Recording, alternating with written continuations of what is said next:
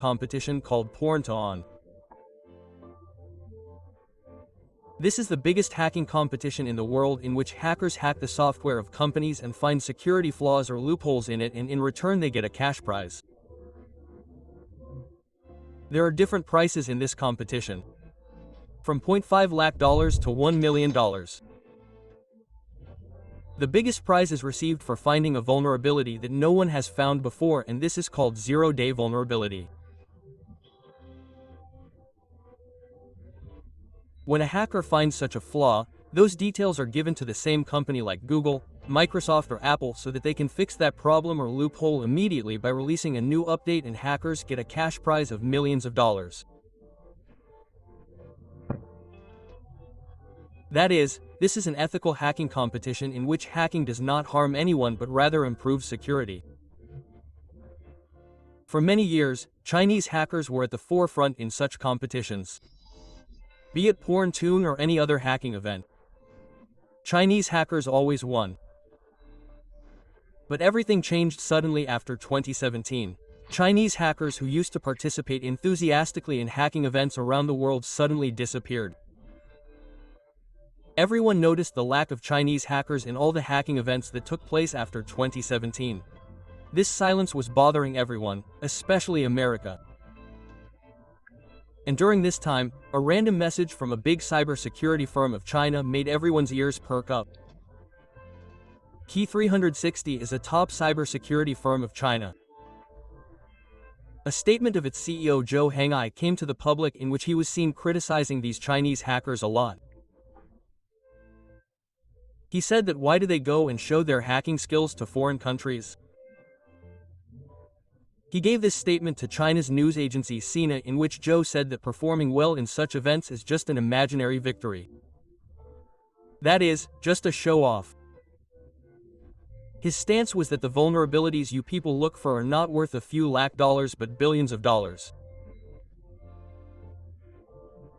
Shortly after this statement by Key 360 CEO, Chinese hackers stopped participating in international hacking competitions.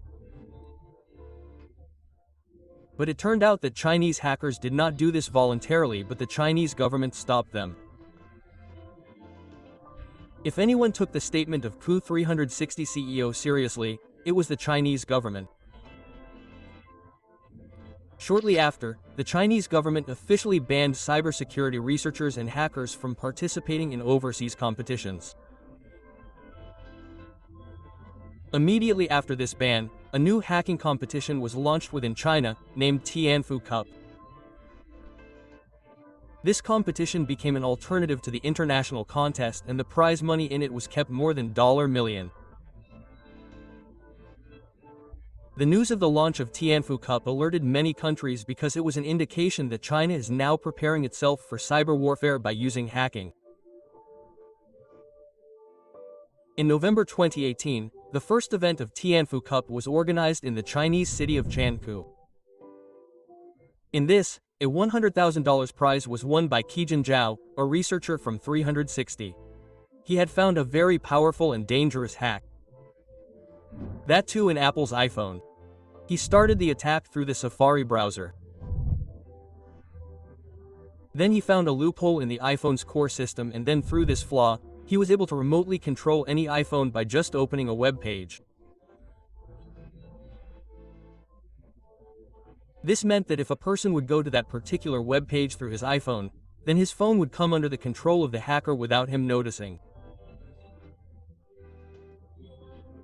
Qijin named this exploit as Chaos, and this name was absolutely perfect because this hack was going to become a problem for cyber experts around the world in the next few months.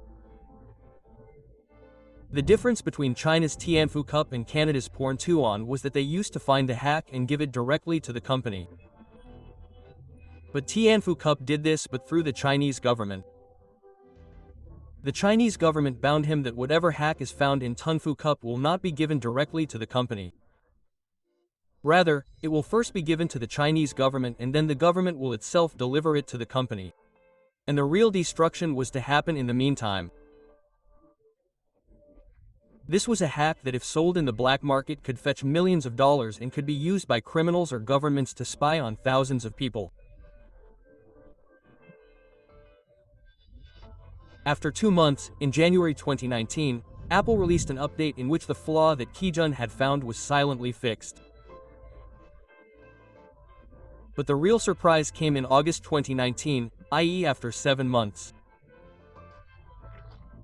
Google published a research paper in which they told that a mass-level hacking campaign was going on iPhones and people's phones were being hacked on a large scale.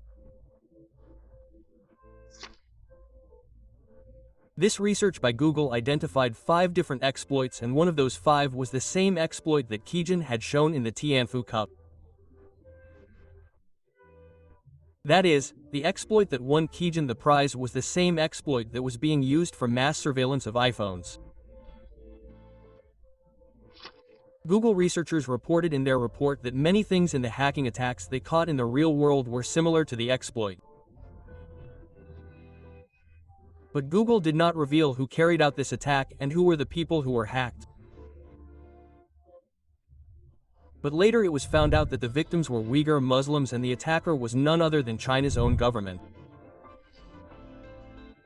Since 2014, China has committed very serious human rights violations against Uyghur Muslims and other minorities. All this is happening in China's northwestern province Xizang. Here China had imprisoned lakhs of people in camps without any crime. The women there were sterilized to reduce their population. Cases of torture and sexual abuse were also reported inside the camps. Every phone there was monitored to see if anyone had any religious content. If anyone was found to have anything, he was given the harshest punishment. Chinese officials say that we are doing all this to avoid extremism. But America and many other countries have declared it genocide. This hacking campaign of China was not limited to only Uyghur Muslims, but journalists, activists and those who questioned the policies of the Chinese government were also targeted. When Google researchers published a report about iPhone hacking, after a few days the media connected all the dots. Then later Apple also told in a post that this hack actually continued for 2 months, and this was the time when Kijun won the Tianfu Cup. One thing was now clear to the American experts, that China has followed the strategy given by the CEO of Key 360.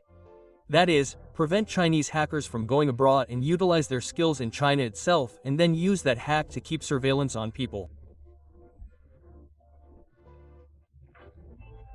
To prove this, US surveillance agencies did a full technical breakdown of the Co's exploit, and it exactly matched the Tianfu Cup hack. Later, Google's deep investigation also confirmed that both Co's and real-world attack were similar in structure. But the matter did not stop here. In February 2024, some data was leaked on the code-sharing website GitHub. This was the data of a Chinese company named iSun, which is an IT security firm. This data contained the company's emails, chat logs and development details of the spyware. The leaked data revealed that the company makes cyber spying tools, and later these tools are given to the Chinese government and the People's Liberation Army. The leaked chats mention contracts between the Chinese Ministry of Public Security and iSun. It was revealed that iSun charges the government $00 to $75,000 for every hacked email inbox.